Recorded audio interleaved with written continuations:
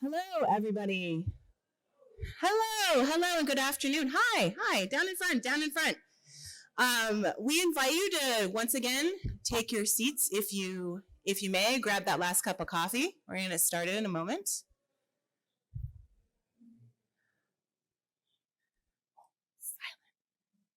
Silent.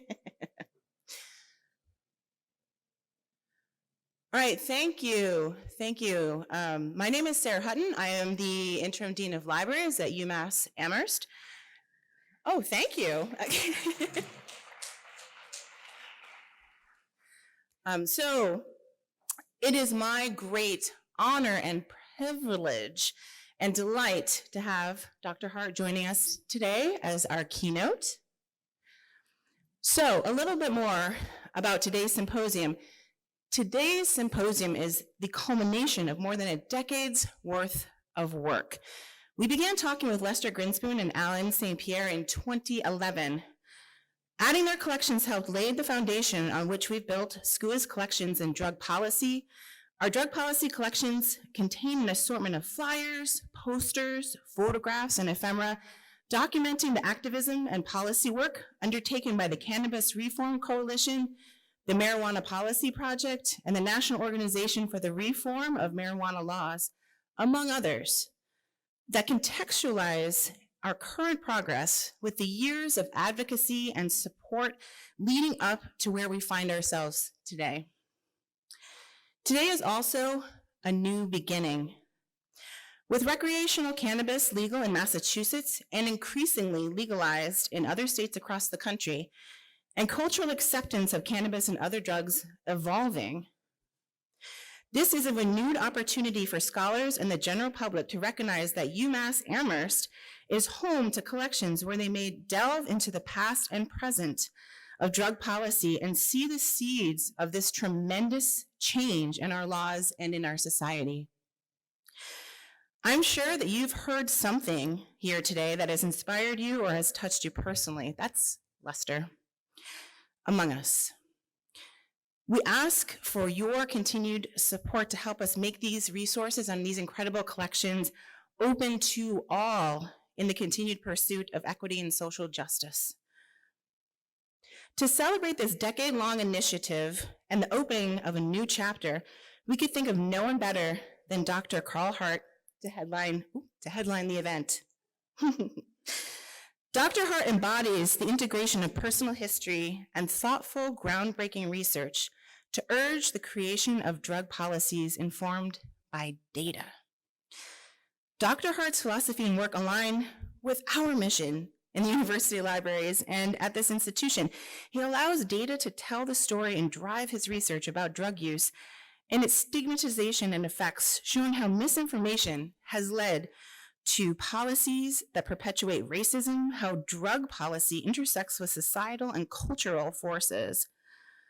And even when focusing on these broader systemic social determinants, he never loses sight of the personal impacts of research, policymaking, and cultural understanding. For a man who requires no additional introduction, now I turn it over to Dr. Carl Hart.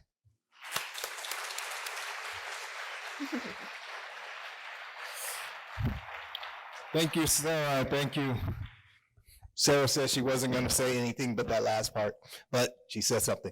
I have to thank Caroline and Aaron because they helped to make sure that this was so organized, and you got me here, and that's not an easy thing. So thank you. And also Lester's brother said that an hour and a half speech was a bit too long for him, so he might get up in the middle and leave, and it's not a reflection on what I say, but check it out, bruh. I'll be leading with you. I won't be speaking for an hour and a half, I assure you that. And I have to say something to my dear sister, Martha. Where are you, Martha? Martha, there we go. Martha said that Lester liked her despite the fact that she didn't particularly care for cannabis. I'm with you, sister. It's not my favorite drug either, but maybe you and I can get together and do some MDMA after this, all right?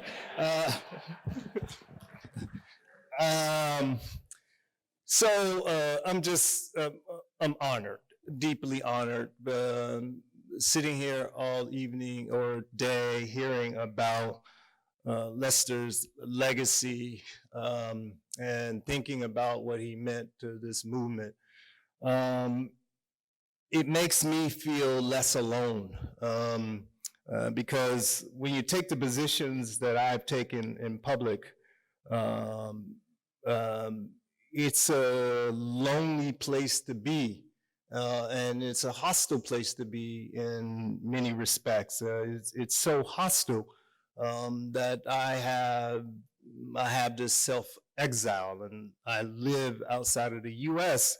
For as much as I can. Maybe half of the year I try to live in Geneva, and it ain't something that I would have preferred to do. I mean, given that my blood, sweat, and tears and my ancestors' blood, sweat, and tears is in the soil of this country. But in order to take care of my mental health and in order to not kill anybody, I have to leave the country.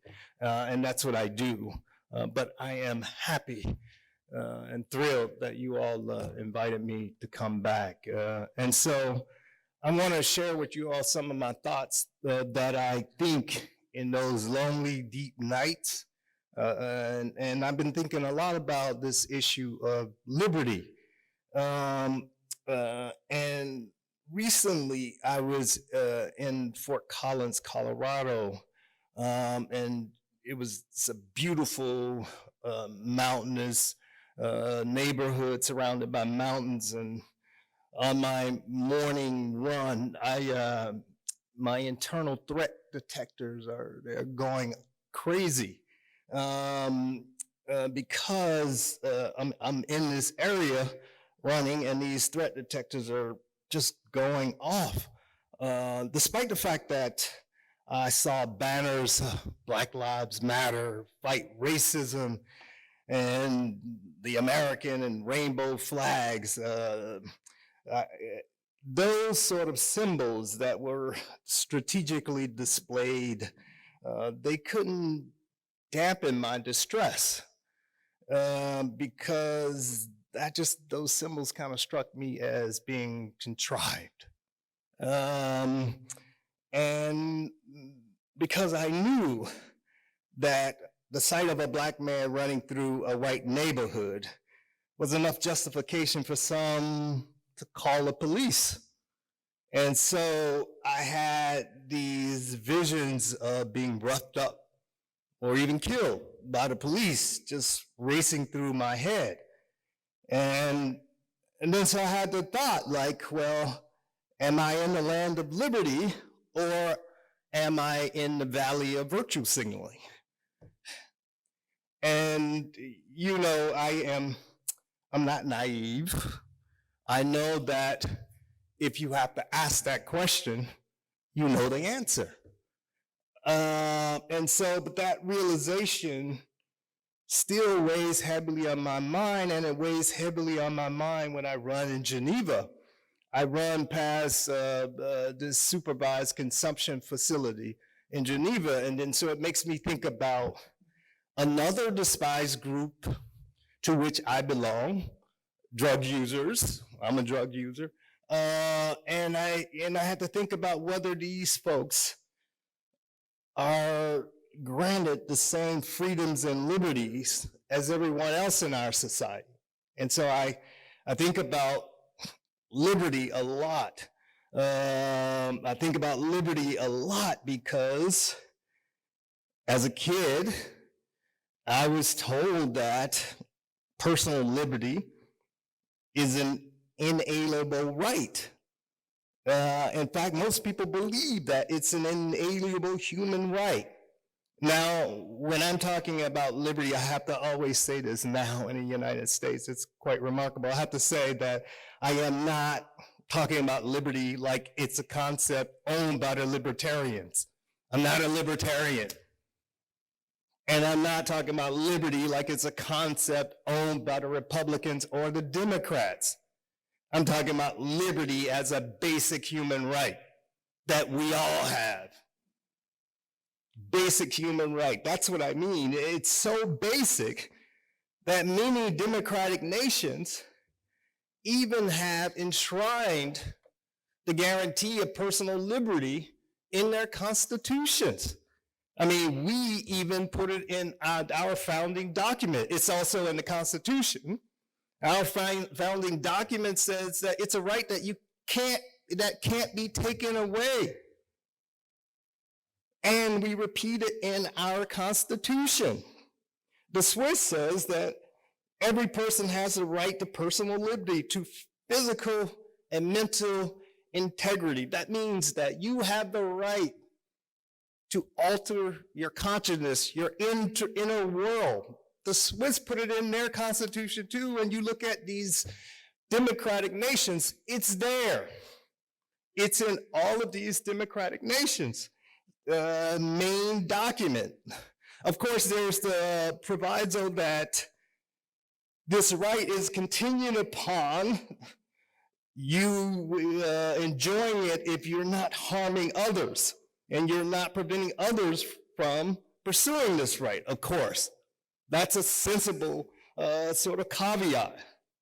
Now, so in theory, that means that you can live your life as you see fit, so long as you don't disrupt or bother anybody else from doing the same, in theory.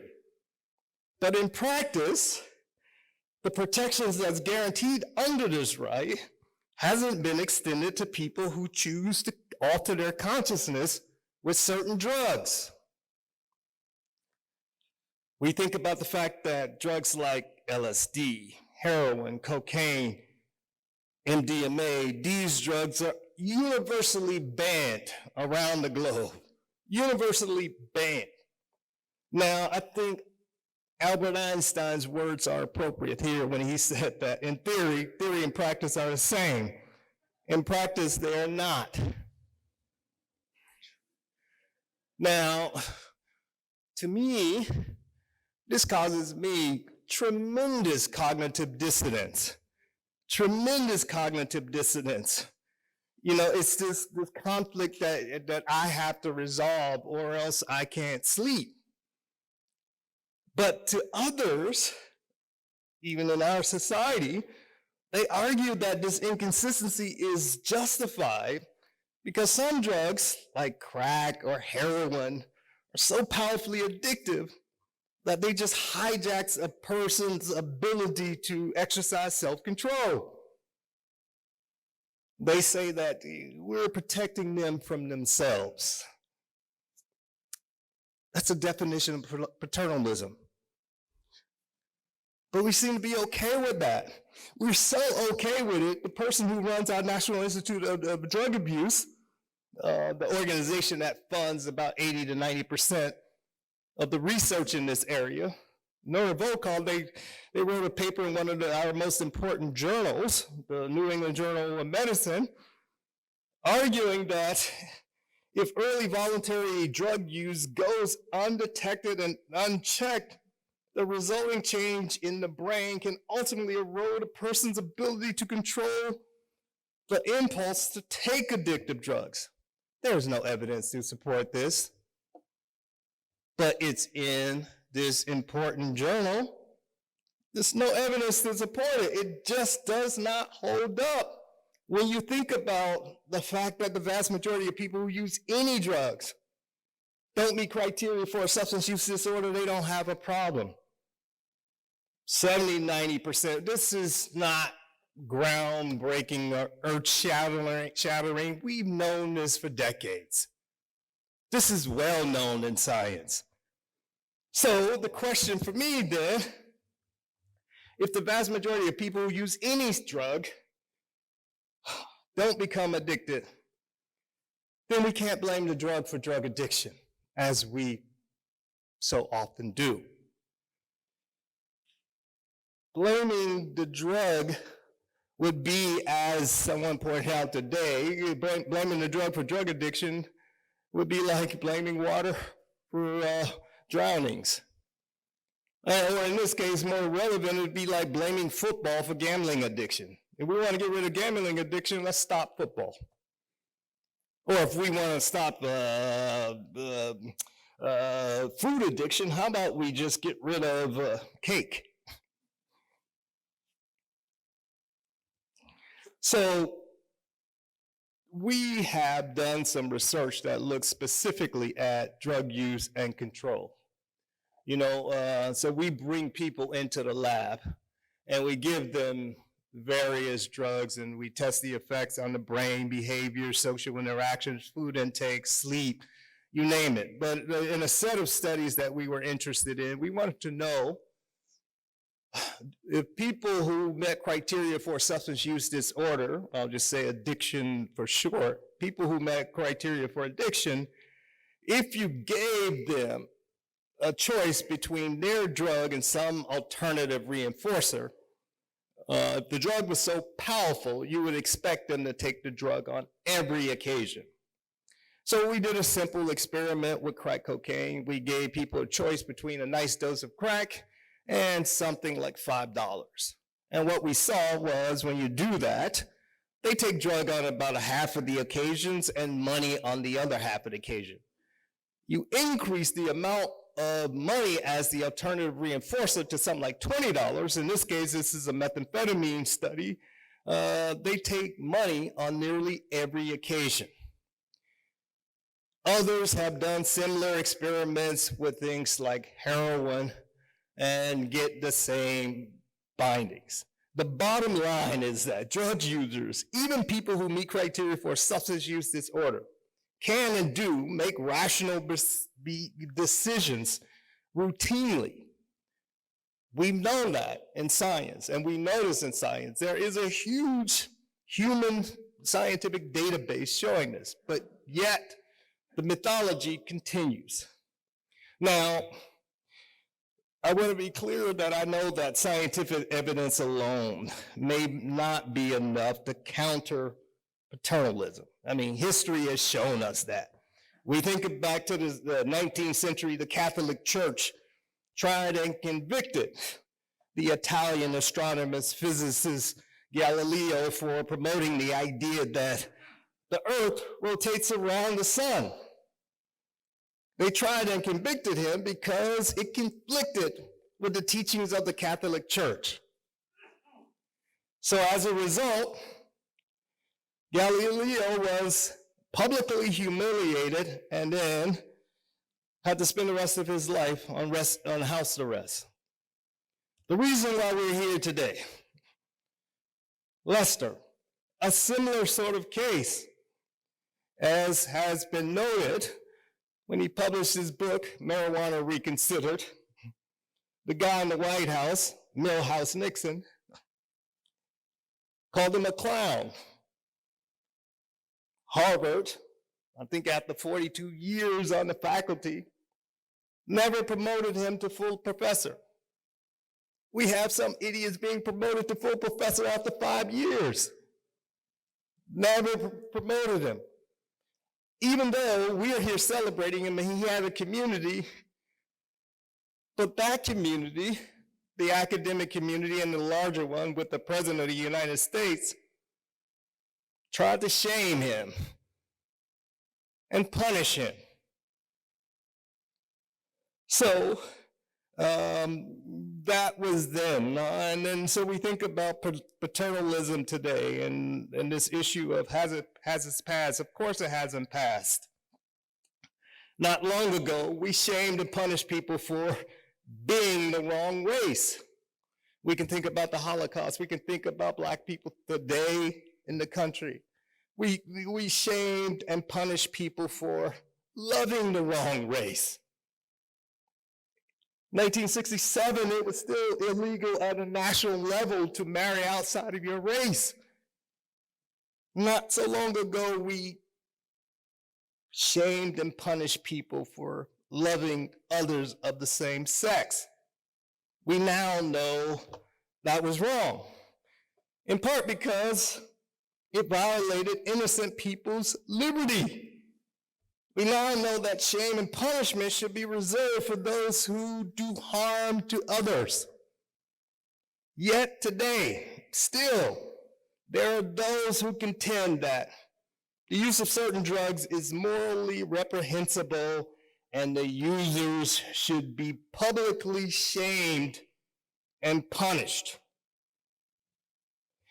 On a recent episode of the Bill Maher Show Real Time, he and his guests were talking about an ad or a poster that is in New York City, a harm reduction sort of poster to kind of encourage people not to be shamed or embarrassed about their heroin use, instead make sure they're being safe.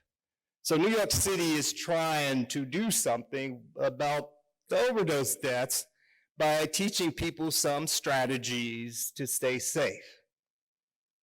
Bill Maher and his guests were discussing this poster. And I want you to hear, I'm going to play about a minute clip of what they had to say about this and how we should be shaming people. There's too many rules, it doesn't work either.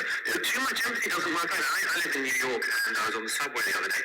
There's a new the New York Health Authority has put up for heroin users saying, we have heroin shit. It's amazing. Don't feel shame about these. No, I have it here. It's, well, that's the fentanyl one. Yeah. There's one in San Francisco. Okay, we'll do that one first. Yeah. Don't be ashamed you are using. Okay, that's the first thing it says. Yep, this is part of the problem of losing civilization. Yeah. Shame is part of life. Yes. We do this everything. Toxic positivity. Yeah. Everything is positive. Everything is not positive. And you shouldn't be ashamed that you're using. Then you might tell you to stop. So Bill Maher said that they should be shamed. They should be shamed for what they're doing, not harming other people. They're just doing their thing.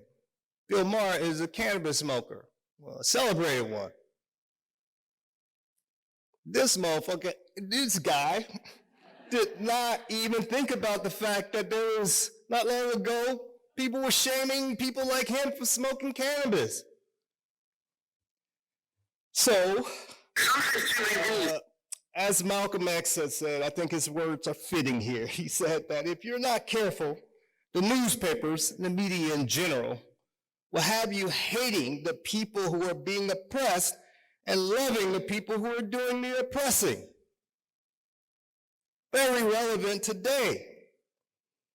And these people, these individuals, many of these people, they claim to be lovers of liberty, freedom fighters, friends. We're friends like that. We don't need no enemies, I tell you. But they're neither. They're hypocrites, is what they are. And this wouldn't be bad if those kind of actions didn't hurt other people, or it didn't humiliate, or it didn't rob people of their dignity and their humanity. That wouldn't be bad. But it does. And their hypocrisy makes it less safe to be black, to be a drug user, to be different. Not only in the US, but around the globe. That type of hypocrisy. Not standing up on behalf of those who are being vilified. And they think they are freedom fighters, lovers of liberty. Shocking. So these symbols of liberty and these slogans of liberty, they are now so commonplace that far too many decent people have just become blasé about the concept of liberty itself. And what's worse, about whether we are actually obligated to deliver these protections or the protections of this basic human right to everyone. And this kind of cruel negligence, if you will, or the cruel negligence of this situation, it just corrodes our basic liberties, and it robs many of us of our humanity and dignity. So the question for me is, what can we do? What can we do about it?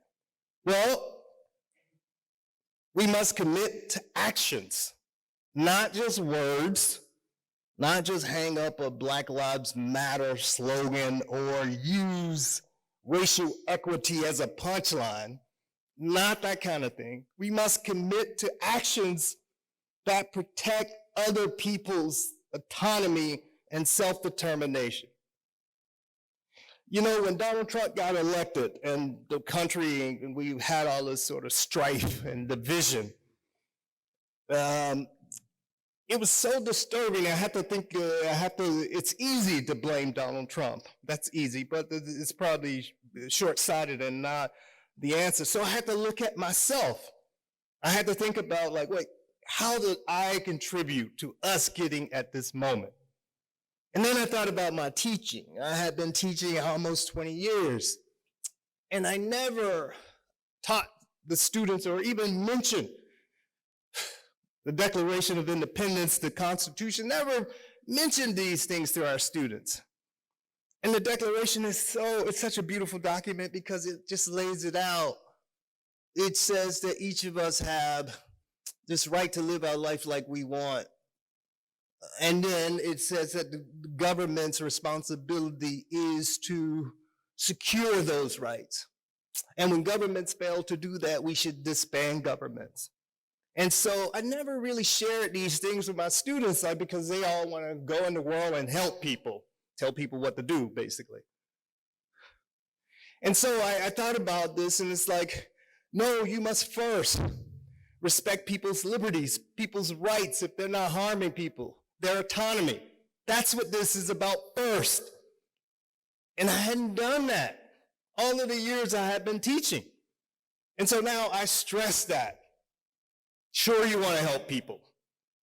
But oftentimes people, most of the time, they know much more about their life than I do. And they know what's better for them than I do.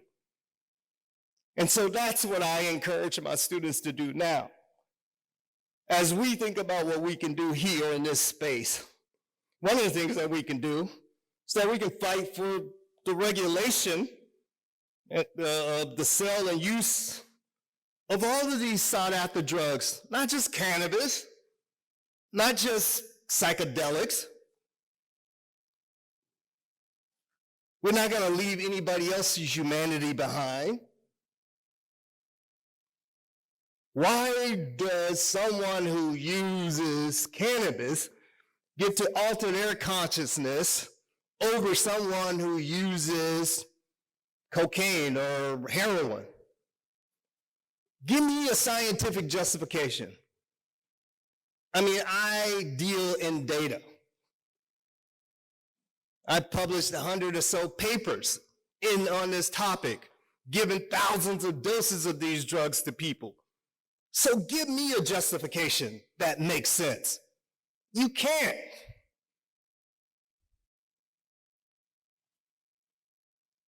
If we do this, if we fight to regulate these drugs, then we will begin to reconcile our inglorious past practices with the ideals that we claim to believe in and support, that allows adults the domain over their minds and bodies.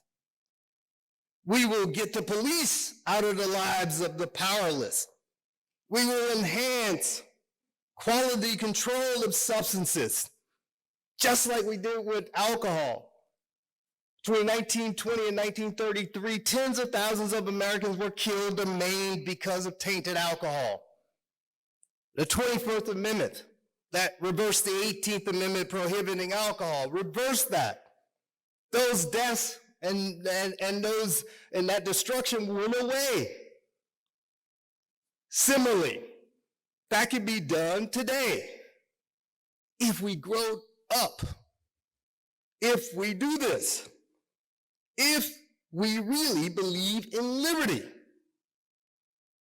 If we don't, otherwise we will just but otherwise the promise of liberty without any intentions of liberating is merely a mirage. It's a slogan. It's a sham. It's a scam.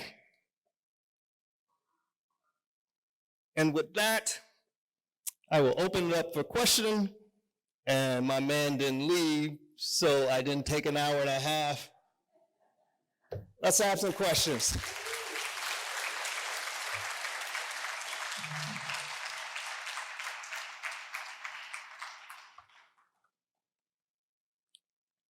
Please.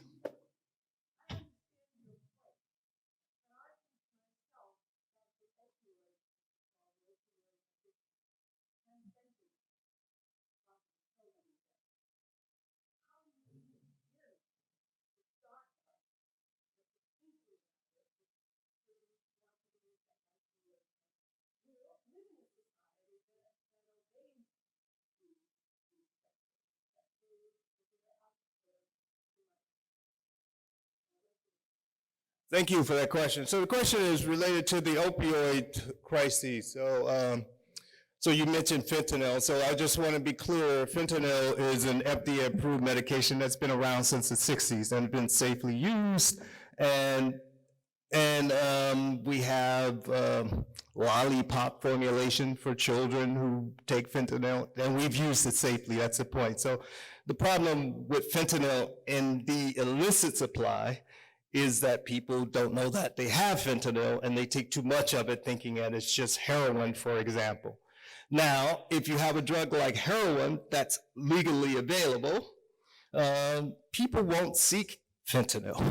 Heroin is a lot more euphoric producing than fentanyl. And so we don't have to make available every opioid, we just make available the ones that people seek. And we can think about the dose, the unit dose that we put in each package, and we can think about the route of administration that we will make available. Like me, I'm a heroin user. I never injected a needle. I'm afraid of needles. There's no need to inject heroin if you have high quality that you know of the drug, and if you know you have a readily supply of the drug, there's no reason to overdo it. But there are people who will overdo it. And there are people in our society who overdo it with alcohol, tobacco, driving their car, with a number of things. And so we are not going to prevent every sort of accident, harm, or problem. That's not the goal. The goal is to live according to the principles that we espouse and to be consistent, intellectually consistent. And the goal is to deliver liberty, as we say we do, and respect people's humanity and people's choices. Please, Peter, and then I'm going to come to you, Martha.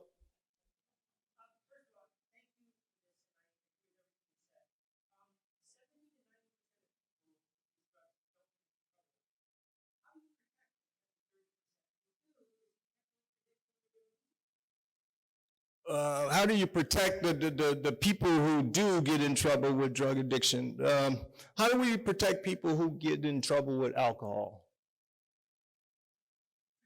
Yeah, so we would do the same. We would treat them, and we will work on making sure that our society is better, because we know when it comes to drug addiction, things like co-occurring psychiatric illnesses, co-occurring pain, chronic unrealistic expectation placed on people, people losing their status, a number of sort of deprivations increase the likelihood of people being addicted. So we still have to continue to work on our society. And that's the main point. It's not the drug. It's not the drug. It's the enemy is us. Martha.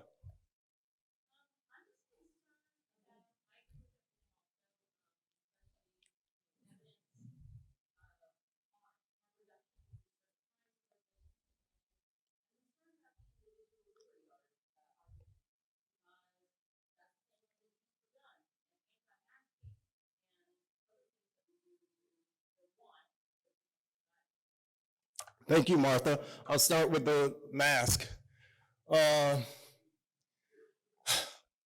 It's so bad when you get people arguing about liberty and they're talking about a mask and not MDMA. It's just like, what the fuck? So I think about the mask in this way. We're all breathing the air, right? So let's think about a swimming pool. We all have the right to go to a swimming pool, but none of us have the right to take a dump in the pool. So when you think about the air, if we're all breathing the air, then it's just, I will be impacting other people's liberty, and I can't do that. My liberties don't supersede somebody else's liberty. If it's impacting their liberty, I can't do that. And now when I think about guns, so they don't use the liberty argument for guns, they use the Second Amendment for guns. And the Second Amendment is a really difficult one for me. I mean, on the one hand, it's easy to say that nobody should have automatic weapons or semi-automatic weapons that are used exclusively to kill people, basically, and by the military. But apparently that's an issue in the country, and that's an argument that people still engage in. But I don't think it's the liberty argument that's they're arguing there. But I do understand that liberty in our country has been conceded to libertarians or whoever. But I want to argue that what they talk about as liberty is not really liberty when you think about this notion of, okay, so I was in the military. I did 4 years in the military. So in the military, you take an oath to uphold the Constitution, and the Constitution doesn't apply to you anymore because you are now covered by the Military Code of Justice. And so you are not protected by the Constitution, theoretically. But you are protecting the liberties of everyone else. And so when I think of liberty in terms of me fighting for the rights or behalf of everyone else, not my own petty little problems, as it has been discussed in our public sort of discourse. And so when I think about the guns,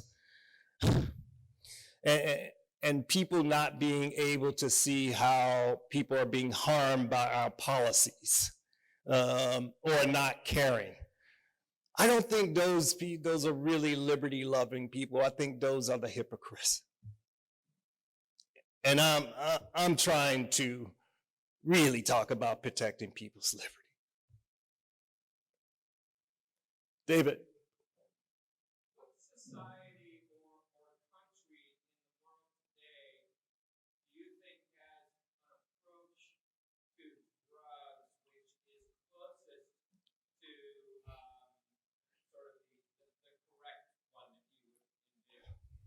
Well, so the U.S. has so much influence on international drug policy.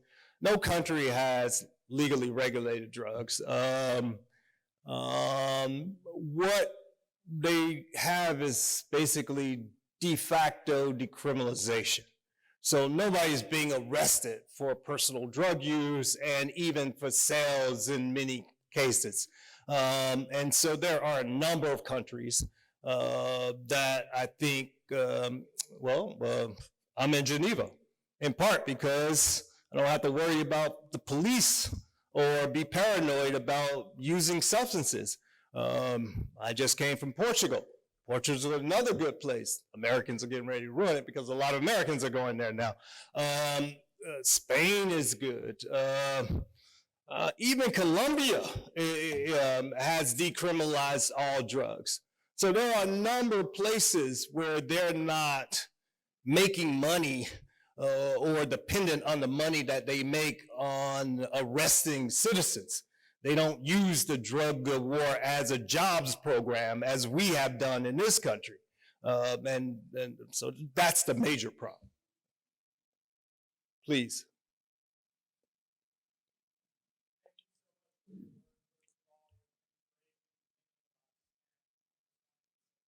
Thank you. Thank you.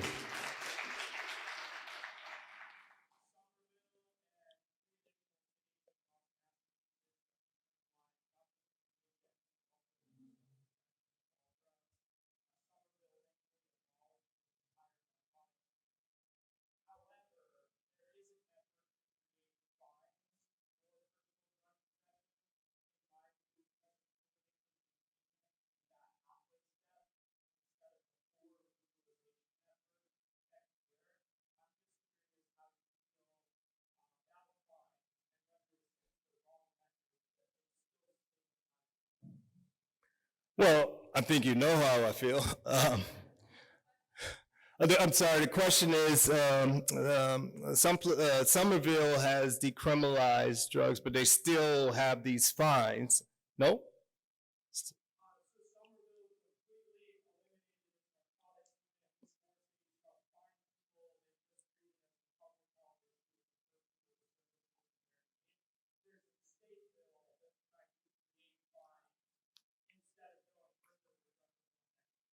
I'm sorry, thank you. So there's a state bill that's trying to create these fines, and so the question is, what do I think of the fines? Of course, I think there shouldn't be fines. I think that people should be pushing for legal regulation, and I know that makes people uncomfortable. I invite you to read. That's part of the problem. People are not reading. They don't know the evidence, and they think they do. So if you read, you'll see that your mythologies that you hold about things like heroin just don't hold up to the evidence. You know, like I still get people who ask me about injecting heroin because I said I use heroin. It's like, what are you talking about? I'm too vain to put marks in my arm. And also, I'm also too vain not to take care of myself because I know that people are looking at me. And so this whole, the ignorance just blows my mind because in my book, I wrote about getting high with captains of industry all around the world for that reason. So people could see these folks. Illicit drug use is a multi-billion-dollar industry. Do you think people without jobs can support that industry? It's really simple, but you have to read. Please.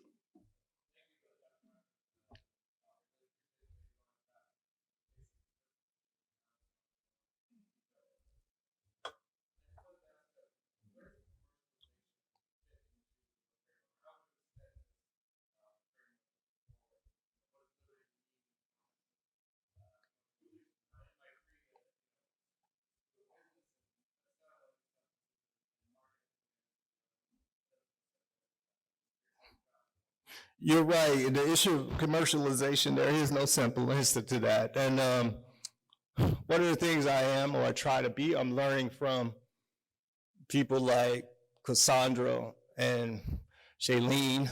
If I get commercialization questions, I go to Shailene about those kind of issues because she knows how to do that a lot better than me.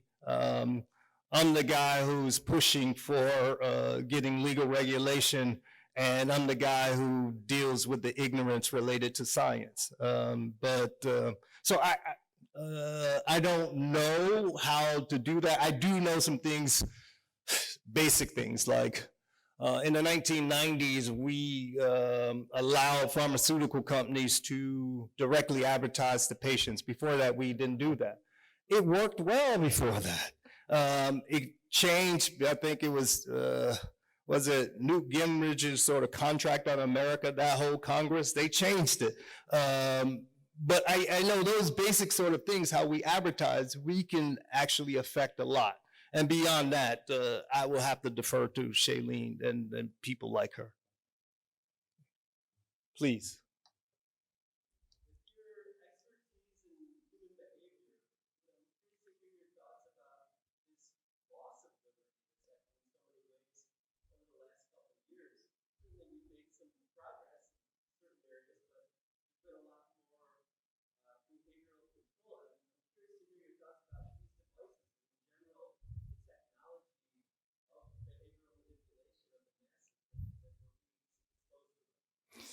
Yeah, the technology and,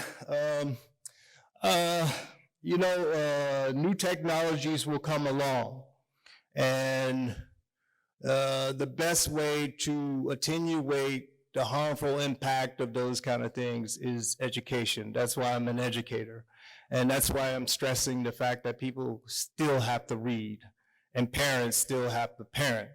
Your issue about us losing liberties, that's more of a direct and immediate concern that I have today. People sacrificing their liberties and then think that they can sacrifice mine. I'll share a story with you. I was in Vancouver with the first book, High Price, and I was talking about, yeah, we should maybe decriminalize drugs and take these incremental steps I was describing. And then there was a guy in the audience, Dean Becker, I believe his name. I hadn't forgot his name because it was so traumatic. Dean Becker said, basically, who gave you the right to tell me what I can use and how I can use it? This guy knew a lot more about heroin and drugs than I did. Here I am, some wet behind the ears scientist who thinks he knows something, and he basically told me I didn't have the right to sell out his rights. And he was right. I had no right selling out his rights. And I was arrogant enough to stand up there and say, no, we need to do this incremental thing, these steps, and basically selling out his liberty. I had no right. And that's what people do all the time, sell out other people's liberty. Yes.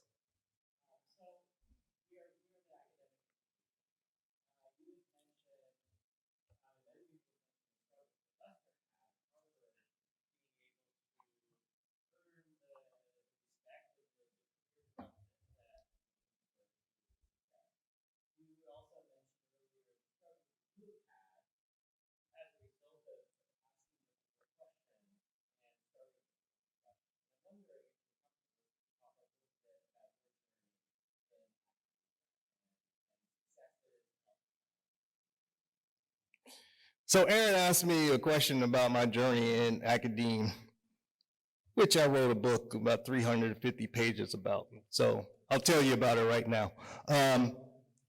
It's my journey in academe. I don't know where to start. So I started studying drugs in part because I thought drugs were awful. And so I was studying the brain to try and figure out how drugs produce their sinister effects. And over the course of this 30-year career, I learned some things about drugs, of course, but more importantly about our society.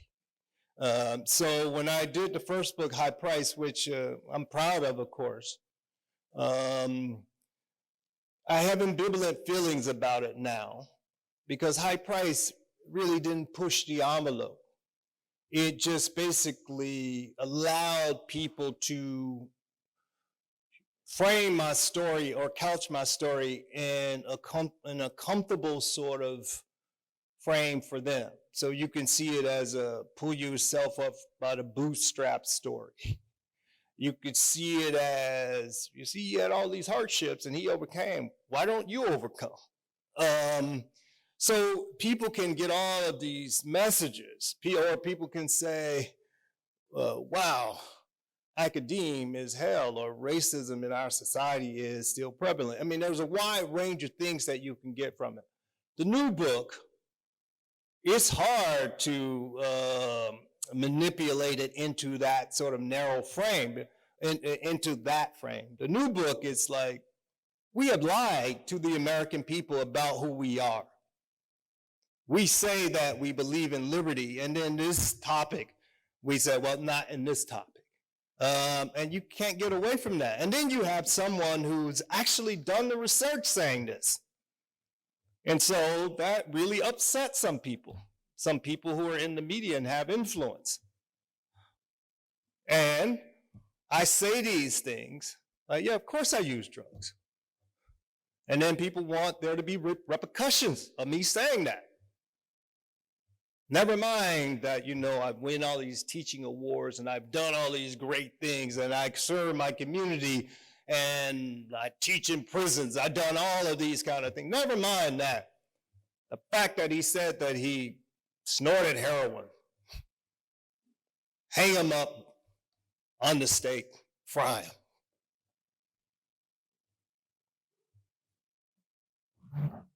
Victoria.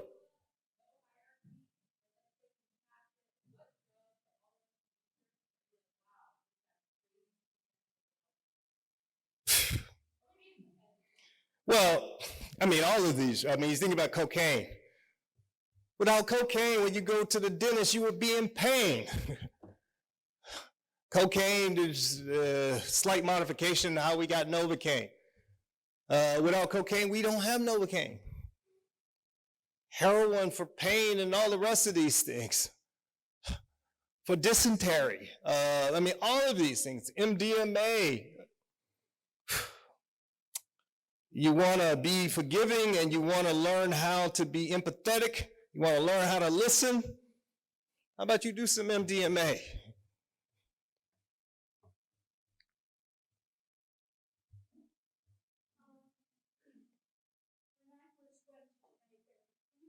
I can hear you perfectly well, Melanie, please.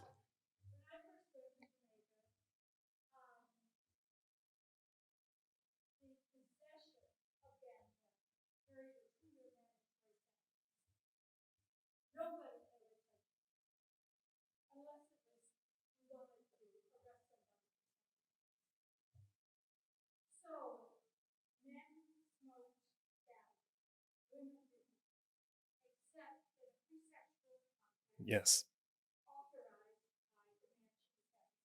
Yes.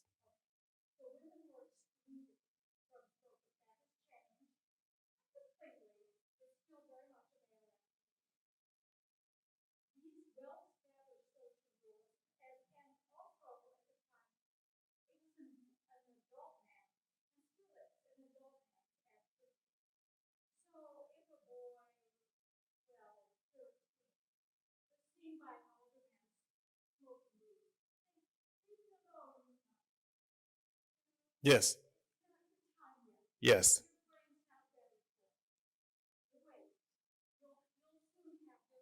Yes.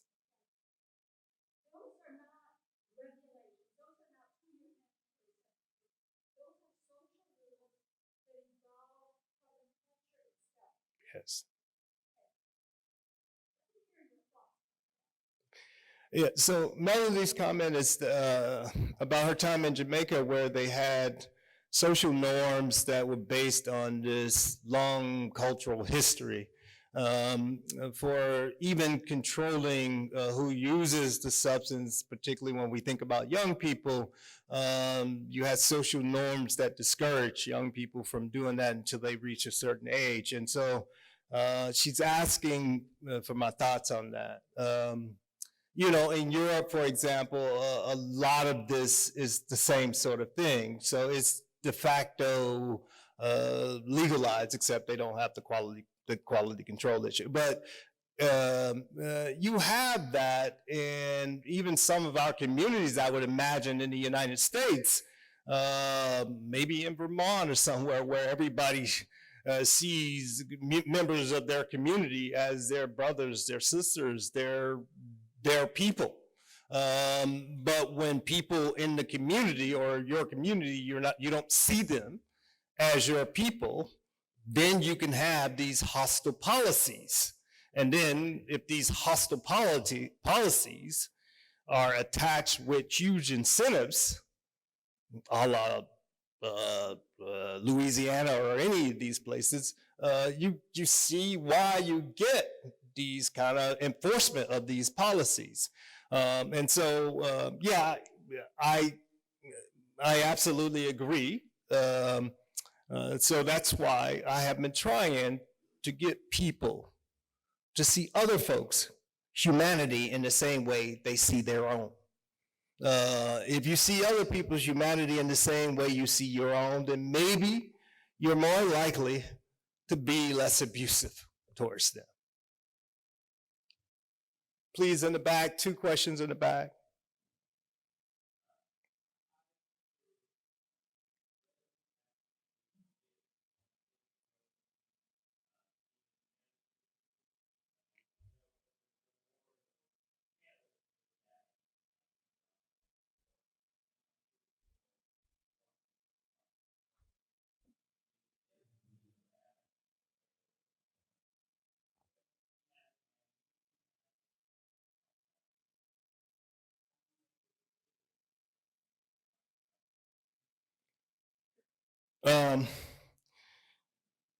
So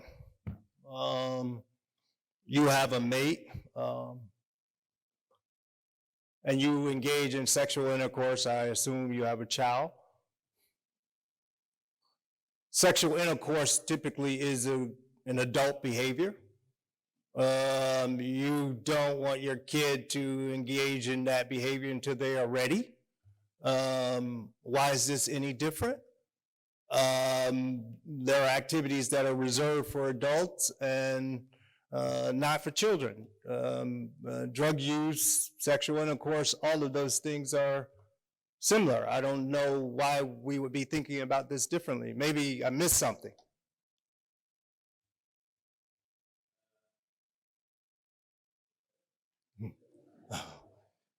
Okay, please.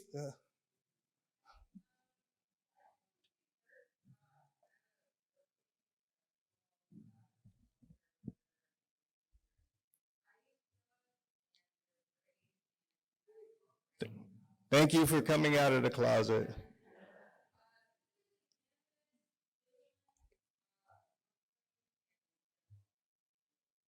Yeah, right on.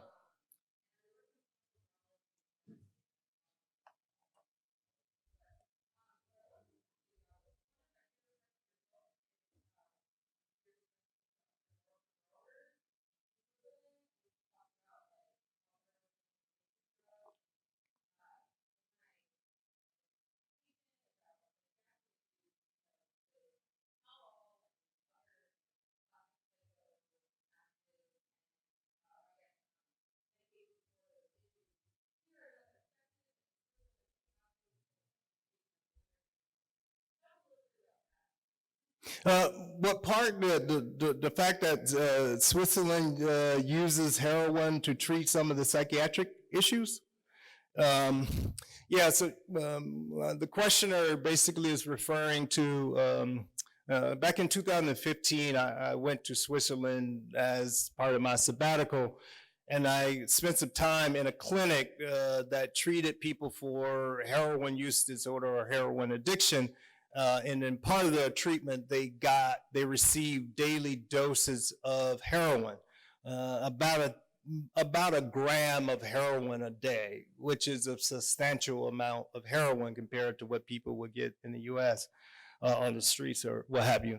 And there's no overdose problem. No one has ever overdosed. That's not an issue, even though they're prescribing large amounts of the drug. Now, the questioner was basically asking about this issue of how you can use heroin to treat some of the symptoms associated with psychotic disorders like schizophrenia.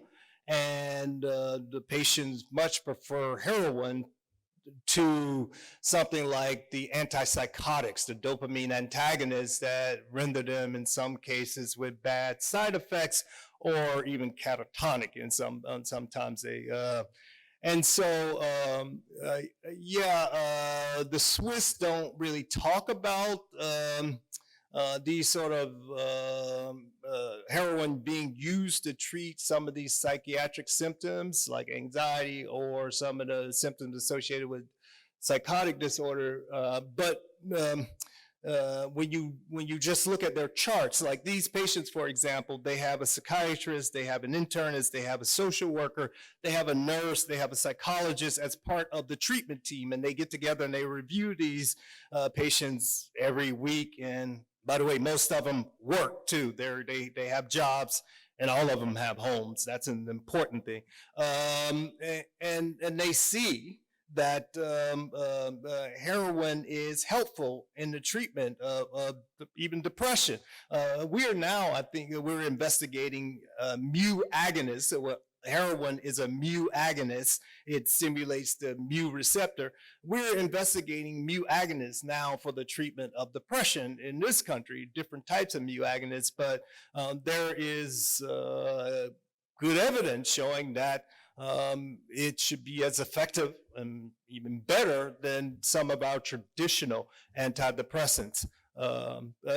Sorry, please. But absolutely.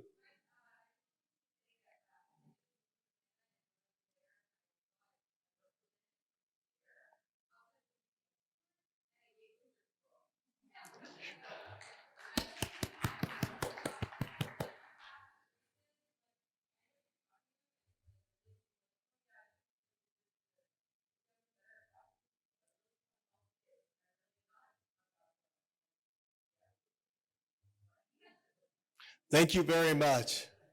By the way, I have to tell you, whenever I come to like a drug conference in the United States, the social norm is like, well, don't expect any drugs to be there.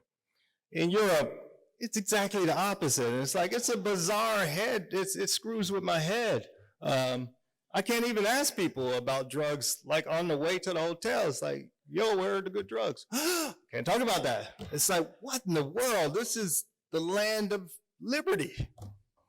And I'm just asking a question, in part to be funny, but apparently that's taboo. It's like, what's wrong with us? Okay, oh, sorry, just.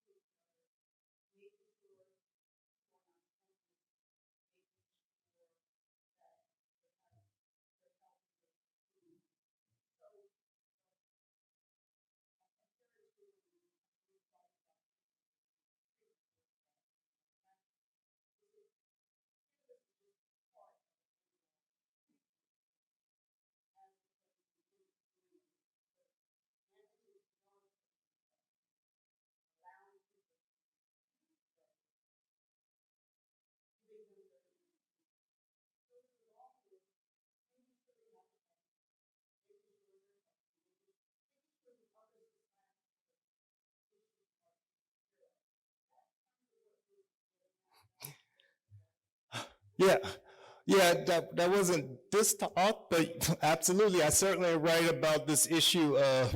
Let's just think about supervised consumption facilities. We get excited about that as a harm reduction strategy.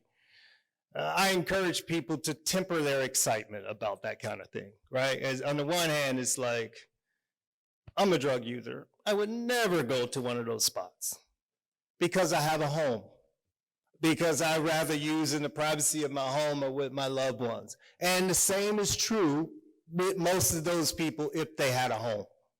So how about we work on getting people a home?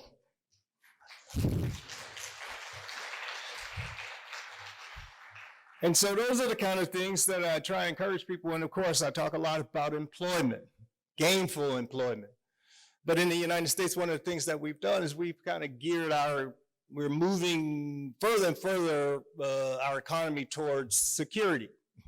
You get a job by regulating the behavior of those people we don't like. That's where our jobs are going. That's why, like, the war on drugs is not going anywhere anytime soon, because it's the biggest jobs program we have. And that's what this is about. It's about jobs, and it's a jobs program. So if we want to make sure we want to get rid of these kind of things, we have to make sure we encourage people to get jobs outside of overseeing the behavior of other Americans.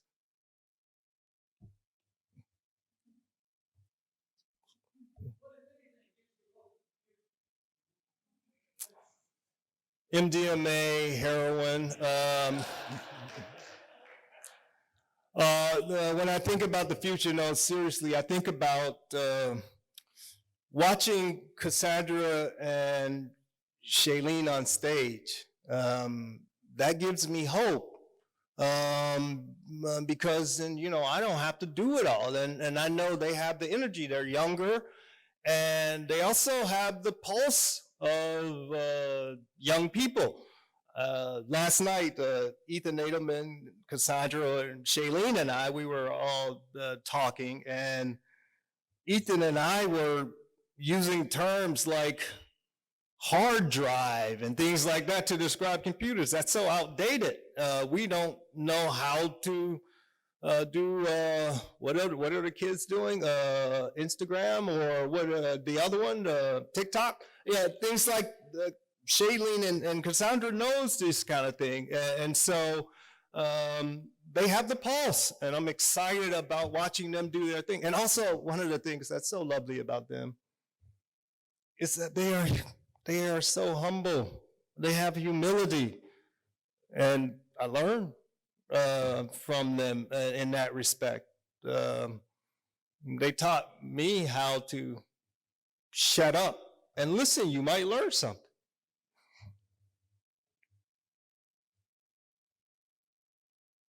Please.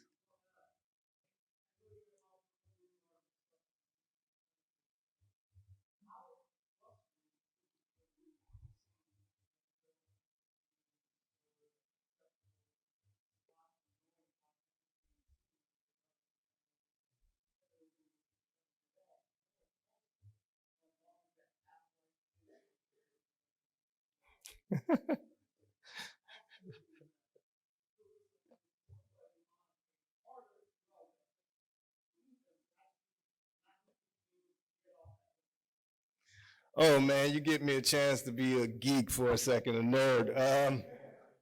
You talk about half-lives now. First of all, I want to say that people who are on methadone or bupe, and they are happy to be on those medications, I'm glad they are available for them. That's because, we need a wide range of these options, so I'm really happy. But as a pharmacologist and as an opioid user, when I think about the idea of taking methadone, or a drug that has such a long half-life, it bothers me, because I've taken methadone just to try it, and I feel like some hangover effects the next day, lethargic. Heroin, 2.5, 3 hour half-life, it's over. You go on, you do your thing, and so this kind of thing isn't often talked about when we're talking about treatment. We talk about it in terms of treatment. We say, well, it stays at the receptor and blocks the effects of illicit heroin. It's nonsense. It's a moralistic thing, as opposed to worrying about the person having these hangover effects, not to even mention constipation, which is like the worst sort of side effect of opioids. But that never gets discussed in this conversation. And that's how you're dealing with people who never took opioids to know much about this. If they're not talking about constipation, they're talking about opioids, you can stop listening, because you're talking to an idiot, or you're talking to someone who thinks you are an idiot. Okay, I think I said enough, and you saw my frustration. And so let's go out and celebrate Lester's life in the right and the only way, and that is psychoactively. Thank you all.